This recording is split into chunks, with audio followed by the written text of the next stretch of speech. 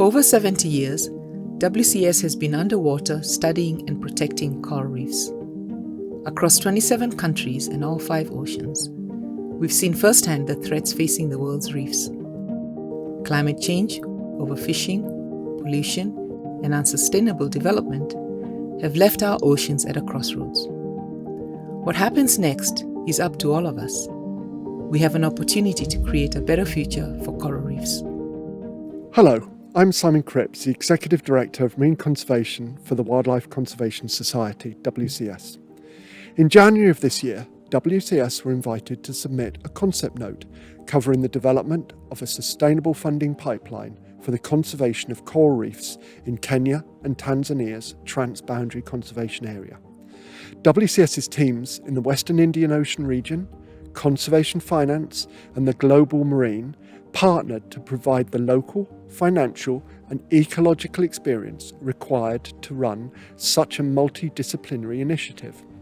This transboundary conservation area is ecologically critical because its unique topography, currents and ecology have recently been shown by our scientists to be a globally important climate refuge.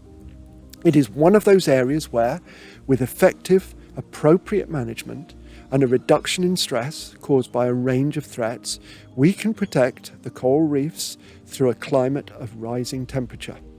These threats include unsustainable and damaging fishing practices, pollution, particularly plastics and wastewater, habitat degradation, coastal development and sediment runoff.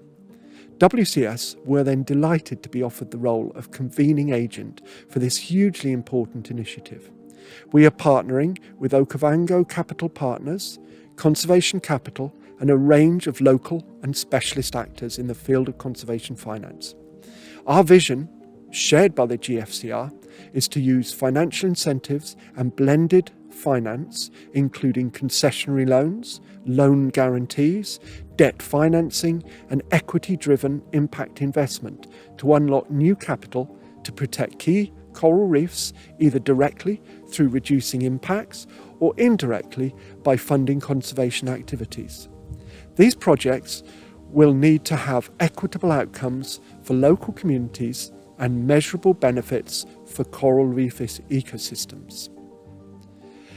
This will be assessed before and during the project by our in-country teams. We are using a range of 8 carefully structured appraisal categories to assess opportunities and organise possible funding responses. The initiative will have multiple approaches, including the development of a venture studio to identify and incubate projects. We are hoping in the first phase of implementation to pilot 2 novel approaches out of the 5 main projects that currently are showing the greatest potential.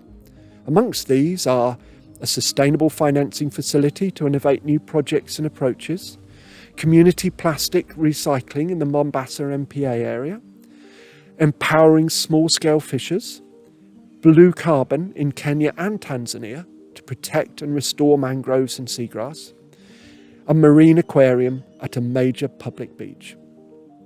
We believe that these and other exciting financial opportunities that will be identified by the pipeline will assist in changing the concept of funding coral reef conservation by moving support away from grant aid, other than in the early stages of initiatives, towards sustained funding as a result of coral reefs being accepted as an important and valuable element determining the future of nature and society in the region.